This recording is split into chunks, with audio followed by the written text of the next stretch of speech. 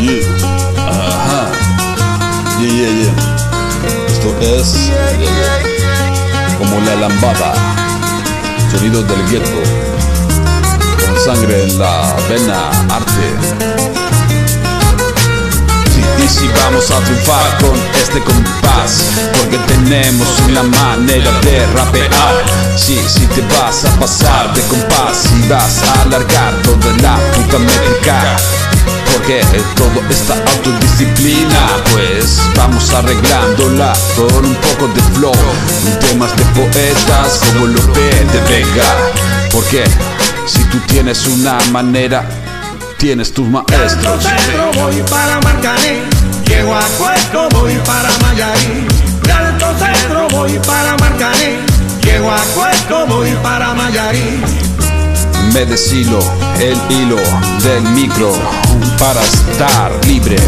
Así, sabes, puede ser que otras influencias, y todo es mentalismo. Ahora mismo controlando lo que se mete en la cabeza y haciendo rimas, siempre quedando con destreza para llegar, subir a la realeza. Príncipes un poco locos también se aprovechan porque las partes tienen sus razones.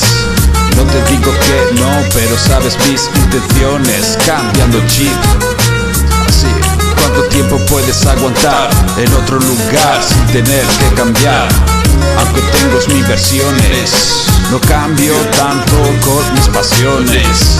Y tengo mis favoritos y por eso a veces, aunque hay gorgoritos, a pito pito, nos podemos adaptar a cualquier tipo. Es así la convivencia. No me creo más paz que el que tiene conciencia. La verdad, el éter vascular como una báscula, árbitro de este combate, el centro de la verdad, creando potestad.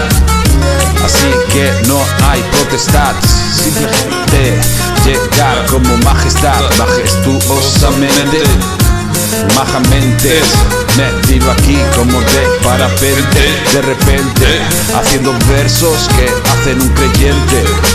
Porque se tiene que alargar también la cultura, demostrar. De Alto Cedro voy para Marcané, llego a Cueto, voy para Mayarí.